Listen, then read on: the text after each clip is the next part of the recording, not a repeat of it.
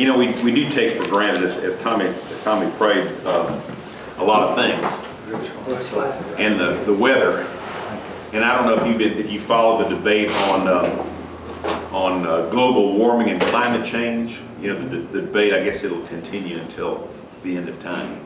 But you know, these days, it's politically correct. It's okay. Sometimes it's even considered fashionable if you deny the existence of God. But don't you dare deny the existence of climate change that's caused by man. Don't you do that. I mean, if you do that, you know, you stand to be burned at the stake. And sometimes I think God, you know, turns on the air conditioner just because He's winking at us. Yeah. You know.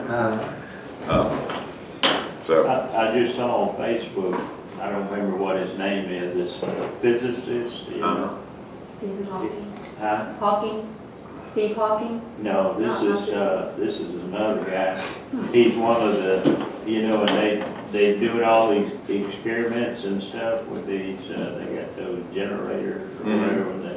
But anyway, this guy, he said they were going to do something, they turned it up as high as they could do it or something, you know, and in the process of whatever they were doing, he started having a heart attack.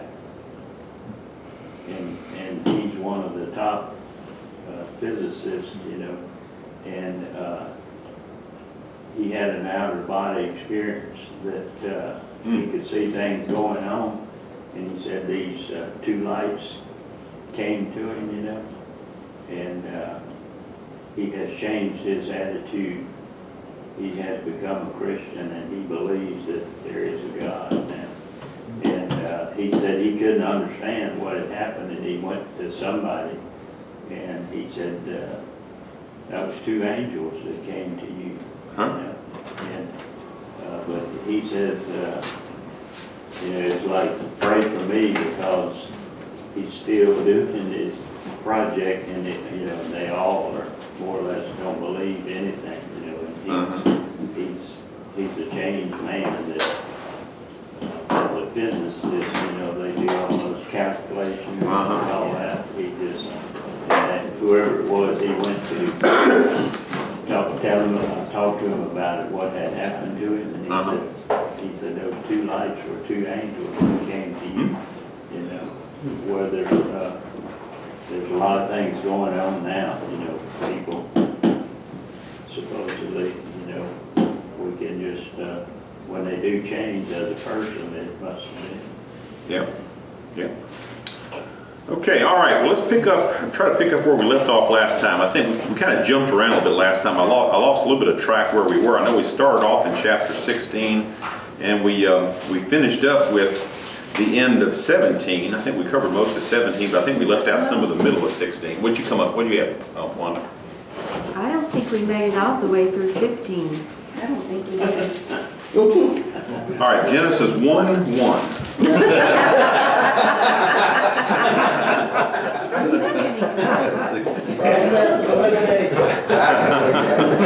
No. All right.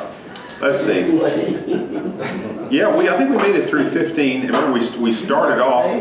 I remember we started off. We talked about the people grumbling and thinking, well, you know, at least back in Egypt we had something to eat. So that's in Exodus 16:3. Then we got to, I think when we got to manna was when we got a little bit off track. So we're going to read about manna. We're going to talk about manna today. Because remember, we read at the end about the battle of fighting Amalek. Remember that? And striking the rock. But we went ahead to do that. We did. We jumped way ahead. We did jump ahead. So we're not going to go back to Genesis 1:1, but we're not going to miss out on the manna, because there's a tremendous lesson to be learned in that. Let me just start us out in chapter 16, verse 4. Then the Lord said to Moses, "Behold, I will rain bread from heaven for you, and the people shall go out and gather a day's portion every day, that I may test them whether or not they will walk in my instruction." So it's interesting that God says here that well, first, the people are grumbling. They're grumbling. Basically, they're grumbling at every opportunity, right? They don't have food and they grumble. They don't have water and they grumble. there's a great lesson, as we've already discussed, in this grumbling, in that there was a tremendous purpose in God putting the people into the wilderness and giving them the wilderness experience. Because, bless you, because I think it's critical that all of us have a wilderness experience, because it is important that each of us learn all the lessons that God had for his people and for us that come out of a wilderness experience. And one of the things that we learn, we see here that God gave instructions about how people are to act in the wilderness, and we also see how the people actually acted and how they were rebuked. They grumbled time and time again. I don't think God was ever pleased with the grumbling.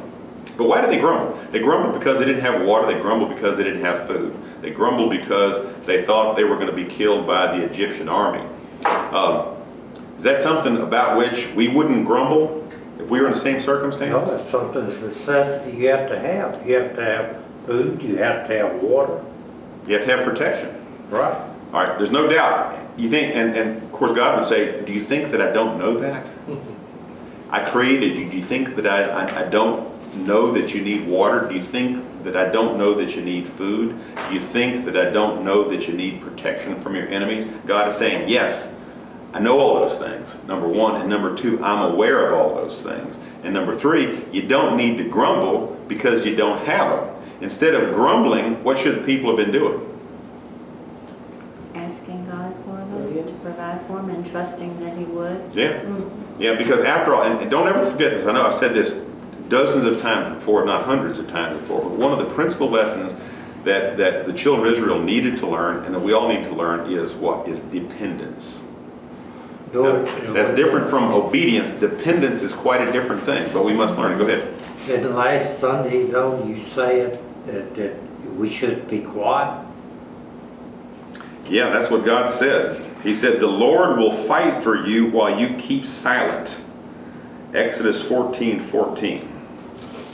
So is that saying he's not asking us not to ask him to give? No, but what he's saying is that that came in the context of the grumbling, yeah. In verse 11 says, then they said to Moses, is because there were no graves in Egypt that you have taken us away to die in the wilderness? Why have you dealt with us in this way, bringing us out of Egypt? So, did God know their peril? Absolutely. God had his eye on them at all times, but they grumbled. Basically, what God was saying was, just stop your grumbling and depend upon me.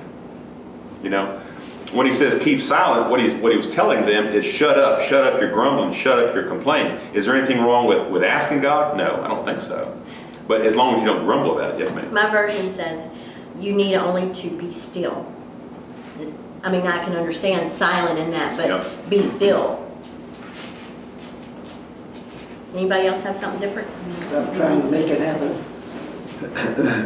on your own.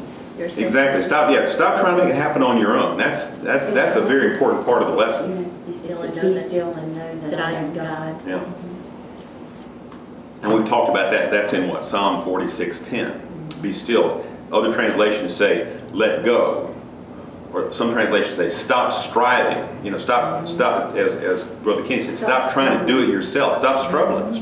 Just, you know, stop grumbling, to be silent or to be still. I think it's all a part of it. In other words, just, the scripture tells us time and time again, wait on the Lord, right? Just wait on him. Just what?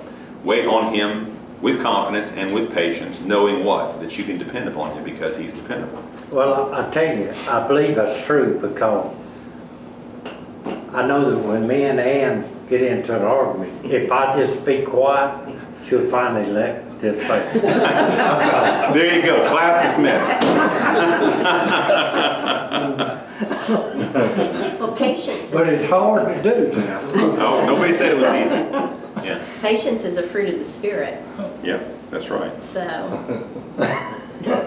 But My get- fruit rotten. Say that again, Joanne. My fruit is rotten. You need to cast it off and grow some more. Not my patience. Grow some more. But God says, I will rain bread down from heaven for you, and the people go out and gather a day's portion every day, that I may test them whether or not they walk in my instructions. Now we know, you read this story before, you probably started studying this in Vacation Bible School at a young age. God gave specific instructions about the manna. First off, he told them that he was going to provide manna to them. And he said, I will provide it to you on 6 days, but I'm not going to provide it to you on the 7th day. First off, why do you think it was that God provided manna 6 days a week, but he didn't provide it on the 7th day? And as we read through this, we learn that God provided this manna to these people for how long? 40 years. For 40 years. Every morning from this day forward, the manna rained down until the very day they crossed over the Jordan River into the Promised Land. That's pretty amazing. But in the Promised Land, didn't he give them land that with crops and everything that they didn't plow, that were already That's there? right. And It was like a furnished apartment with a full refrigerator. You know, they just walk right into it. He says, I'm going to provide you with houses that you didn't build, with farms that you didn't till the soil, cisterns full of water that you didn't dig out. God was going to provide that for them, a land full of milk and honey. So he didn't stop providing, he just provided in a different way. But he provided for them. Why do you think it was 6 days and not the 7th day? Day of rest.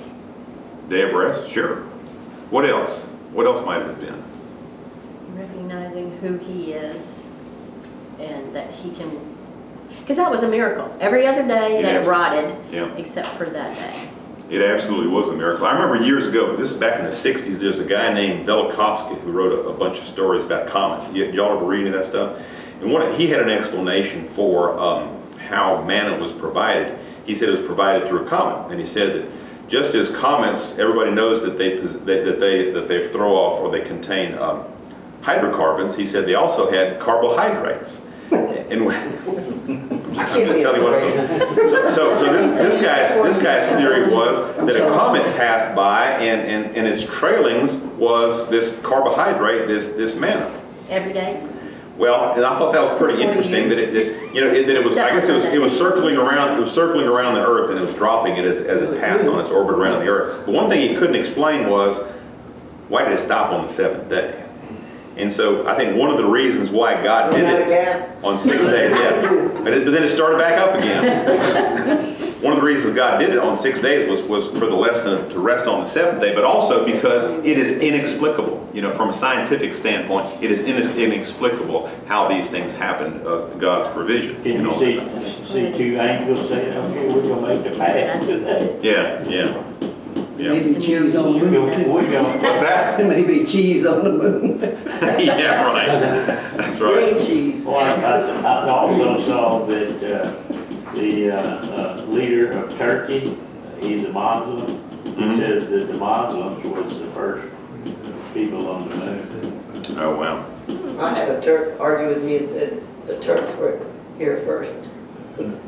Well, we went to Jerusalem and we learned that the Muslims denied the existence of the Jews in Israel. They said that the Jews, they denied that King Herod built the Temple Mount, where their Dome of the Rock is. So. Everybody And wants to when change he was history. giving this speech to this group, Mhm. he started spouting this stuff off and they started snickering and he got really upset. Yeah, oh well, there's a lot of misinformation going around. So, continuing, and it came about on the 6th day, when they prepare what they bring in, it will be twice as much as they gather daily. Okay, so Moses and Aaron said to all of the sons of Israel, at evening you will know that the Lord has brought you out of the land of Egypt, and in the morning you will see the glory of the Lord, for he hears your grumbling against the Lord. And what are we that you grumble against us? So Moses and Aaron are saying, look, you grumble against us, but what can we do? Here we are, we all recognize our seemingly helpless and hopeless position, but that's the whole point of it. God could have taken the children immediately into the land of milk and honey, but he didn't. He brought them into a place of utter desolation. There was no food, there was no water. They were at the mercy of the elements, but for a specific purpose. Why? Because God wanted them to learn that he is in control, that he is their provider, and he is their protector. That's a lesson that everybody has to learn. And there are many people, even those who call themselves Christians today, don't believe that. It's making the right decision. Making the right choices. Yep. And Can I add one it more? goes back to the Adam and Eve Yeah, wrong decisions. yeah, yeah. Can I add one more factor into that Please. it doesn't bring out? What's that? But y'all remember how hot it was this past week? Mm-hmm. That's nothing compared to what they were in. It Yeah. was hot. They were in some heat. And no relief. I'm sure. And no They didn't have any relief. fans. No relief. Yeah. All right, verse 8, Jackie, pick up there if you would, please, ma'am. Moses said, "You will know that it is the Lord when he gives you meat to eat in the evening and all the bread you want in the morning, because he has heard your grumbling against him. Who are we? You are not grumbling against us, but against the Lord." Then Moses told Aaron, "Say to the entire Israelite community, 'Come before the Lord, for he has heard your grumbling.'" While Aaron was speaking to the whole Israelite community, they looked toward the desert, and there was the glory of the Lord appearing in the cloud. Pause right there. It's interesting. It says they looked towards the wilderness. They could have looked towards the wilderness or they could look away from the wilderness. But as they were looking towards the wilderness, that's where they saw the glory of the Lord. What do you make of that? That's where he was leading them. Yeah. And that's where he was. I think they wanted to let him know that, yes, I am in the wilderness. I'm not, off on vacation somewhere in some cushy environment. I'm right here in the wilderness with you, and I'm going to take care of you, and I know what's going on. All right, read on. The Lord said to Moses, "I have heard the grumbling of the Israelites. Then tell them, at twilight you will eat meat, and in the morning you will be filled with bread. Then you will know that I am the Lord your God." Pause right there. Now that took a lot for them to accept that. Here they are in the midst of the wilderness. They're looking around and they don't see anything. They don't see any arable soil. They don't see a supply of water except that which has been supplied to them. They sure don't see any bread. They don't see any meat. But God says, "I'm going to give you bread in the morning and I'm going to give you meat in the evening." And they're thinking, what? How's that going to happen? Okay, read on. Verse 13. That evening quail came down and covered the camp, and in the morning there was a layer of dew around the camp. When the dew was gone, thin flakes like frost on the ground appeared on the desert floor. When the Israelites saw it, they said to each other, "What is it?" For they did not know what it was. Moses said to them, "It is the bread of the Lord. It is the bread the Lord has given you to eat. This is what the Lord has commanded. Each one of you is to gather as much as he needs. Take 1 omer for each person you have in your tent." The Israelites did as they were told. Some gathered much, some little. And when they measured it by the omer, he who gathered much did not have too much, and he who gathered little did not have too little. Each one gathered as much as he needed. Then Moses said to them, "No one is to keep any of it until morning." However, some of them paid no attention to Moses. They kept part of it until morning. But it was full of maggots and began to smell. So Moses was angry with them. Each morning everyone gathered as much as he needed, and when the sun grew hot, it melted away. On the 6th day they gathered twice as much, 2 omers for each person. And the leaders of the community came and reported this to Moses. He said to them, "This is what the Lord commanded. Tomorrow is to be the day of rest, a holy Sabbath to the Lord. So bake what you want to bake and boil what you want to boil. Save whatever is left and keep it until morning." So they saved it until morning as Moses commanded, and it did not stink or get maggots in it. "Eat it today," Moses said, "because today is a Sabbath to the Lord. You will not find any of it on the ground today. 6 days you are to gather it, but on the 7th day, the Sabbath, there will not be any." Nevertheless, some of the people went out on the 7th day to gather it, but they found none. Then Pause right there. Okay, so first off, God provided quail for the people to eat. Now, I'm sure some of y'all have been out quail hunting before. Can you imagine how many quail it would take to feed these people? And can you imagine what that covey must have looked like? That's a lot of work. That's a lot of quail. If there were 3 million people out there, that would have taken at least, if everybody just had 1 bird, how many birds you eat at a time, Tommy? At a meal? How many quail does it take for a meal? I could only eat 1 meal. We had them big Bob Whites, Yeah. 2. I was just a young boy. Now my daddy could smoke 3 or 4. I was going to say it takes 2 or 3 quail to make a decent meal. Right. So you probably got somewhere between at least 3 million quail, maybe as many as 10 or more million quail that just descended on them to provide them meat to eat. Was that just, the men, or was that the whole group? I think, well, it says 600,000 men, and that would have meant men of fighting age, men in the army. So that didn't include the women, that didn't include the old men, that didn't include any of the children. So it is surmised that there was probably somewhere between 2 or 3 million people out there that were fed. And they didn't have to hunt them. Every They day. just came down. They were just right there. I mean, you know, when you go out amongst them, you know they're gonna fly off, but maybe they didn't. That's what I wonder. How did they catch it? Yeah, it'd be really awesome if they were all fully dressed and ready to go. Yeah. With some dressing and maybe a little bit of Maybe cranberry. they were the on top. size of turkeys then. Didn't have to pluck. Maybe them. they were the size of turkeys, big ones. No, it is said over in that part of the world that there are sometimes migration where these birds are flying. You know, they fly from, you know, they try to avoid the wilderness, but sometimes as they fly over, they fly so long, sometimes they just plop down. When they plop down, they're just so exhausted, it's almost like they're dead there. And it is surmised that's what happened, that God basically summoned them up for wherever they lived in some, you know, some area that would sustain them. They flew as far as they could, and they just dropped. You know, whether they died, but they probably were pretty easy to gather, because obviously they didn't have shotguns or a supply of ammo or any bird dogs out there. So, but that happened every evening. There was no grass. And then every morning, everybody got, what did it say, an omer. How much is an omer? An omer is 1/10 of an ephah. Does that help you out? 2 quarts. Huh? About Is it 2 4 quarts? And Yeah, 2 quarts. so an omer would be about 2 quarts, would be a half a gallon, okay? And that's per person. So you multiply half a gallon times 3 million, that is a lot of manna.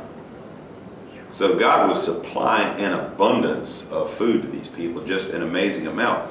And we saw that miraculously, the stuff, after the sun came up, it would just evaporate.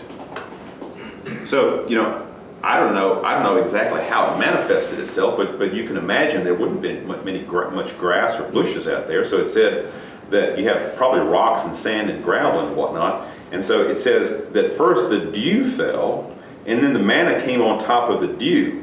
And then when the manna when the dew evaporated, there is the manna. So it must have been sort of like flaky material. And so they go out and they gather it up, you know. It would be interesting to see. What do you say? Frosted flakes. Yeah, that's what I think. It's sort of like frosted flakes, yeah.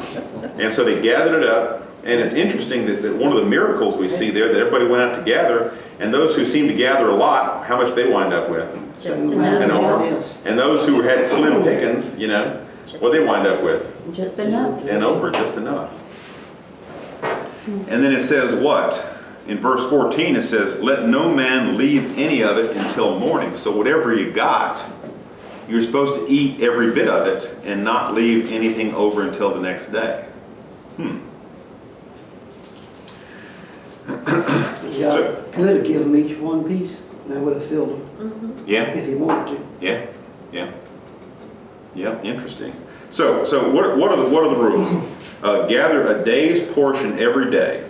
And if the people went out there and gathered, if they seemed to have too much, there was just enough. If they didn't seem to get enough, there was no lack. They just had just exactly enough for everybody to eat. On the 6th day, they got a double portion, okay? They were commanded, leave nothing until the morning. And then they're also commanded, there's not going to be anything on the 7th day, so don't go out and even look for it. Now, did the people obey all the commands? No. Now, what happened? Right. Some of them went out on the 7th day looking for it. Some of them held it overnight Yeah, and it went bad. Yeah. So yeah. Why do you think people would have kept it overnight? so they didn't have to go out the next day and get it. Could be. Or not trusting that God would provide it the next Yeah. day. Exactly. They were not trusting that God would provide it. Midnight snack. Yeah, that's right. Peanut butter and that. After 40 years, you think they got it?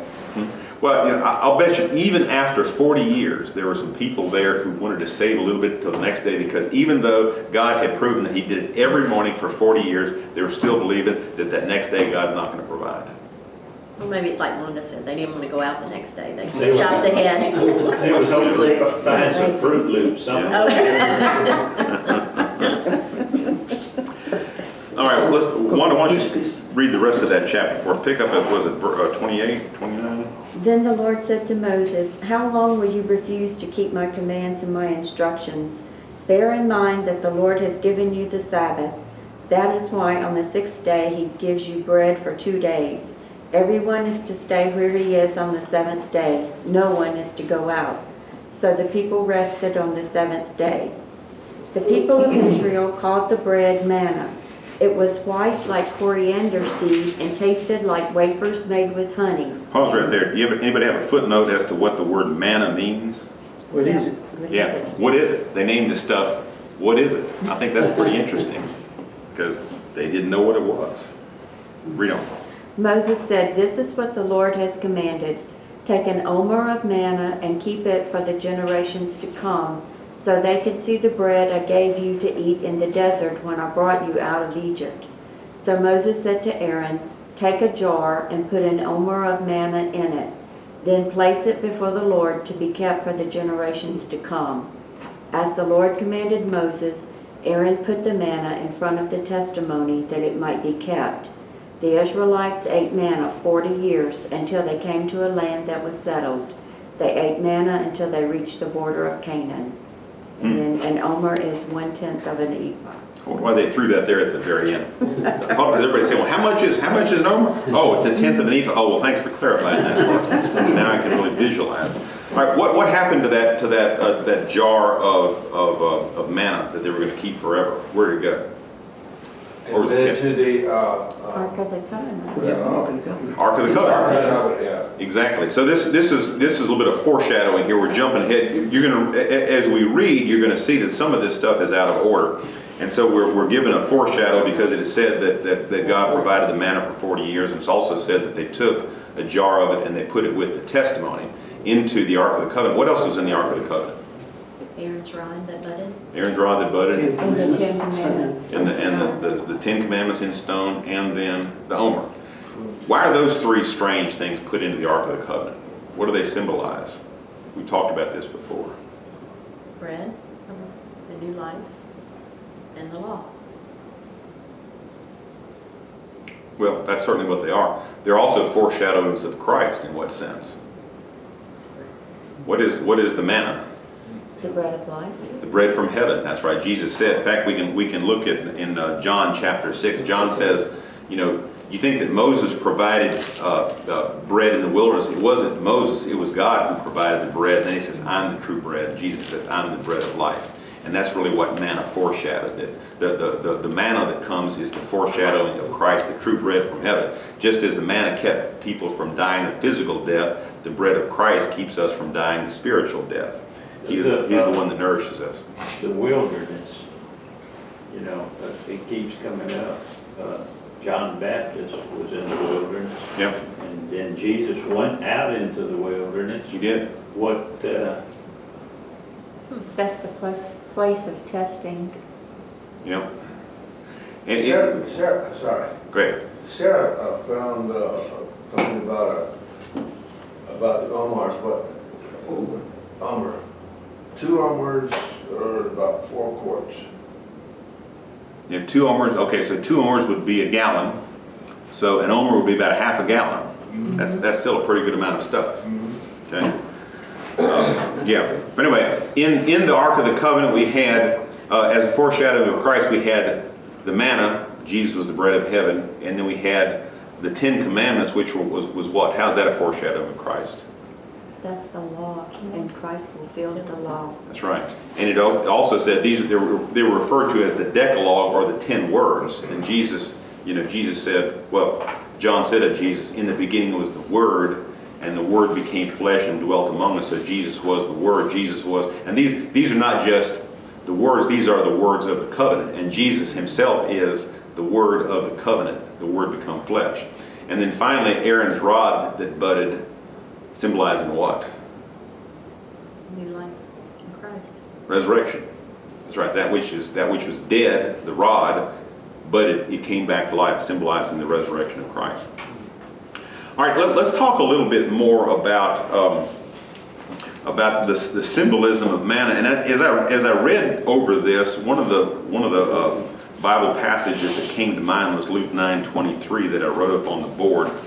And I think that there really is a lesson. We can kind of fill in the meat on the bones of what Jesus was saying there in the context of the manna, and not only that, of the wilderness experience.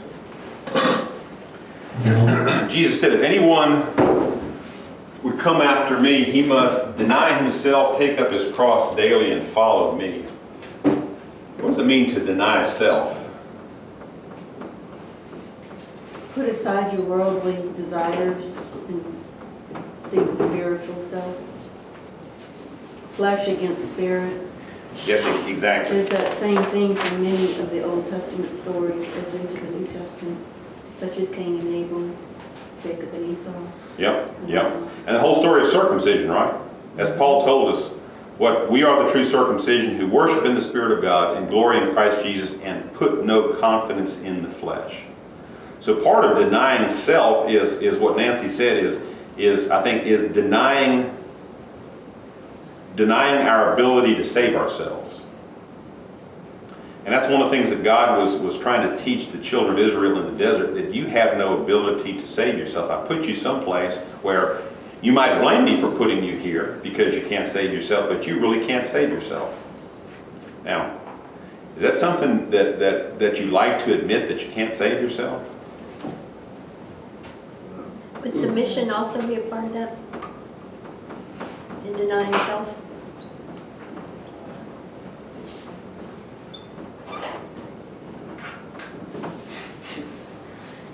Yep. There's no doubt about it. Denying self means being led by the Spirit and not by the flesh, which is, I think, again, the point that Nancy was making. Not led by flesh. What else about, what else is a subtle lesson that the children of Israel were taught through the wilderness experience, and it particularly relates to their grumbling, their constant grumbling, and God saying, basically, shut up when they're grumbling. Dependence and trust on the Lord. Yep. And that's a part of it, but what is the root of the grumbling? Non-belief. You have to rest in the Part of it. Lord. Rest in the Lord, okay, that's certainly part of it. But even more basic than that is, I think, the sense of entitlement. The sense of entitlement. What does that mean? All right, that's a good point. The whole idea, part of the reason why the people were grumbling, part of the reason why we grumble and complain today is what? That we're not getting what we want. And we Or deserve. yeah, and it goes even beyond that. I'm not getting what I deserve. I'm entitled to this and I'm not getting it, and therefore I'm going to complain. Well, isn't that the style now, that everybody thinks that they're entitled to freebies and this and that and the other? That's the way You hit the nail on the head, young lady. That's exactly what's going on. Let me finish writing. I can't do two things at once. And we're in the wilderness, right? With Waiting to go all these into the- entitled people. Waiting to go into the promised land, huh? You know, you take those two things. You take the lack of confidence in the flesh, and you take the lack of entitlement. And what is being taught to our young people these days is exactly the opposite. They're taught that they can have confidence in themselves, right? And not only that they are entitled. And we can come up with dozens of examples. I saw one. There was a little thing on the internet just this week that I saw that there was an unwed mother who had 15 children. And somebody filmed her railing. She says, somebody needs to take responsibility. Somebody needs to be accountable for taking care of my children.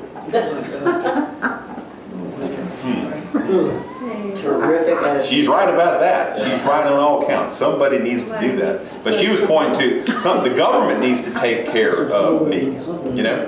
And what we're taught these days, I mean, and it's, you know, our children are learning it. People are picking it up, this sense of entitlement.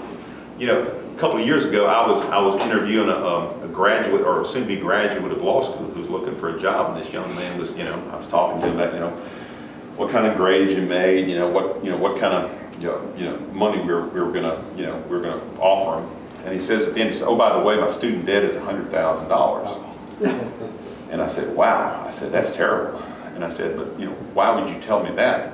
He says, well, I would hope that you'd pay that off for me if you That's exactly what I did. That's exactly what I laughed out loud. And I said, why would you even think that? And they said, well, we took we had a little seminar among graduates about how we go out and interview, and the person who taught us the seminar said that we should ask our future employers to pay off our student debt. And I said, wow. You're fired. I said, not even. No, you're pre-fired because you're not hired. And I'm thinking that. I said, what? That is crazy. I wonder if he found anybody. Huh? Maybe there's somebody out there that did that. I don't know. Somebody Yes, needs ma'am. to take responsibility for that. But Rick, the worst case that I've seen so far is my own niece, Yeah. 4 children. They're all grown. And 2 of them are still at home, both of them boys. Each have a girlfriend, they all staying there.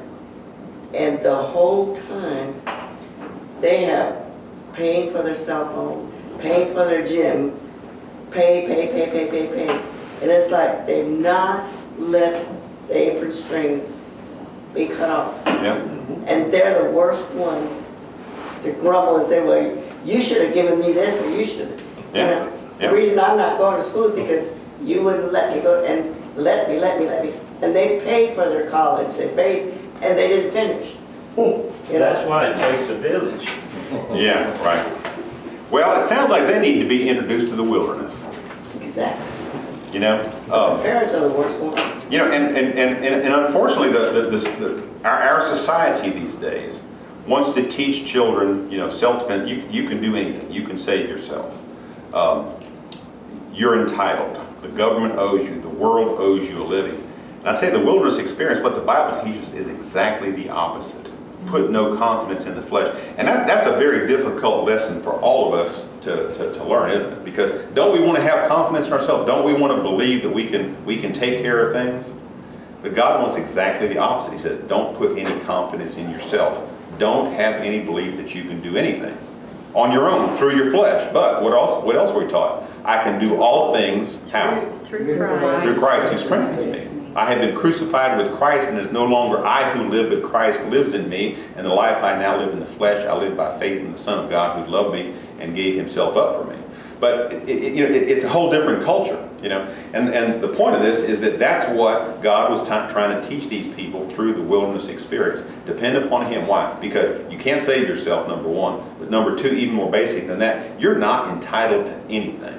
And if we would ever if we could ever learn those 2 lessons, number one, that I can't do anything through my flesh, and number 2, that I'm not entitled to anything, how much better would our lives be?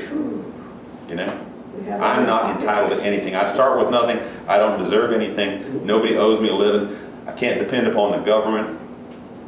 Why? Because I should be depending upon God. That's what God wanted to teach these people. Depend upon me for the basics. Everything. Water, food, protection, everything. I'll supply you. All right, let's continue on. You must deny himself, okay? So deny self. You can't save yourself. You should be led by the flesh, and you should have no sense of entitlement. Then he says, take up your cross daily. What does that mean?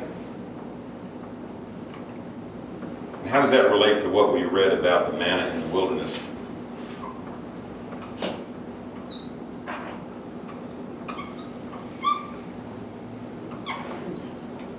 Would that fall under, they had to go out and pick it up? They had to make an effort. Yeah, that's good. I couldn't think of a word. Yeah, make an effort, that's right. Take up your cross daily. The children of Israel were commanded, go out, everybody go out every day, 6 days a week, and pick up, not just pick up your omer of manna, but what else? What are you supposed to do with it? Cook it, Take it prepare back. it. Eat it. Yeah, cook it and eat it. Everything that you picked up, you're supposed to eat it. Meaning what? Every day, what should we be searching for? Manna? Consume Christ. Yeah, That's on the exactly. 6th day too, when they get double, Yeah. they eat it all. Well, no, on the 6th day, they pick it up, and they saved half of it for the next day. And that was part of the faith lesson too, right? Because what is the faith lesson? Obedience, obey God. He says, on the 6th day, every day you pick up 1 omer. On the 2nd day, you pick up 2 omers. You eat 1 omer, you leave it for the next day. That only applies to the Sabbath day, because if you did that for all the other days, what happens to the omer that's left over? But in here Pretty it nasty said stuff. on that 6th day, they were supposed to prepare it for the 7th day. So they were supposed to cook it or whatever, make their Yeah. pasta, whatever, That's right. that day. So Manna they pasta, could, it so sounds that good. it was, that's what I keep thinking of. It was ready. So it would be ready That's to right. consume on the 7th day. And so they didn't have to work. Right, Right. And so what was the whole purpose of not working on that 7th day? worshiping. Well, it's interesting, you think worship, but it doesn't say worship per se. It says It rest. says rest. And what is that? Rest in the Lord. Rest. Trust What in did Jesus say? Rest in Come unto me, all ye who labor and are heavy laden, and I will give you rest. rest. Okay? And so that is a foreshadowing of what Christ would bring to us, rest. And under the new covenant, what is our day of rest? every day. Every day. It's not just the 7th day. It's not just the Sabbath day. Every day that you want rest, that you want to rest in Him, He'll give you rest every day, which is the trusting in Him. But the other idea of taking up your cross daily, it is following the instructions. What I read the first thing this morning, he says, I'm going to test the people to see whether or not they will walk in my instruction. So taking up your cross daily involves, daily looking for your manna, which is what? That which will nourish you. Looking for your daily bread. Give us this day our daily bread. And go get it and go eat it.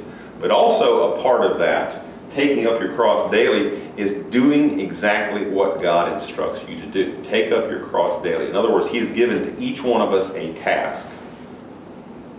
And every day He expects us to get up and go about fulfilling the task that He's given to us. Now, my task is different from your task. Your task is different from your task. But every one of us has been given a task. And we've got to do that when? Every day. Every day.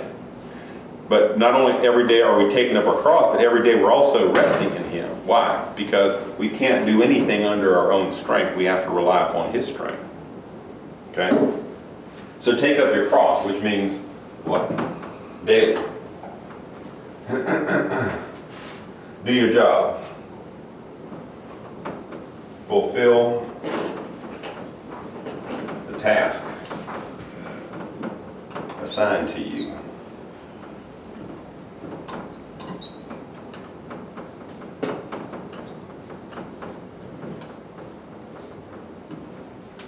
And then the third is in what? In follow me.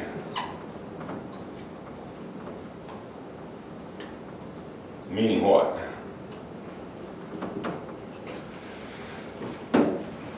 Go where He leads you to go. He's leading. Yeah.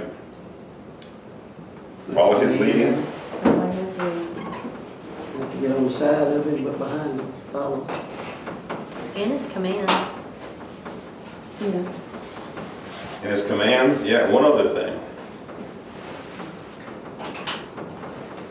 Follow His example. How well well did Jesus fulfill the task that was assigned to him? To death, Perfectly. to the cross. And to the death. You think he always found it pleasant? No. I don't think so. But it was more important to him to do what his Father told him to do than to have his own way or to seek his own comfort. Yep. All right. Anything else to add to that? Does this mean I don't have to make his steak and gravy he wanted for Father's Day? If God assigned you that task, He went and bought it you better yesterday. get with it. He went and bought it yesterday. Well, you don't have to go to the store.